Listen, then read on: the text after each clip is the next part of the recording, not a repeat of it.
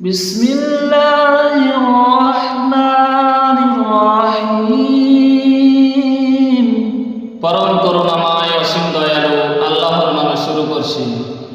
ওয়াল আসর, সময়ের কসম।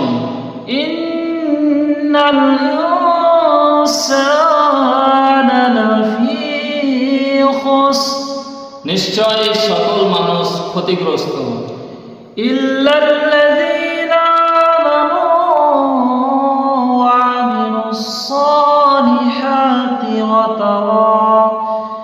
তাওয়াসাউ বিল হক ওয়া তাওয়াসাউ বিস সাবর।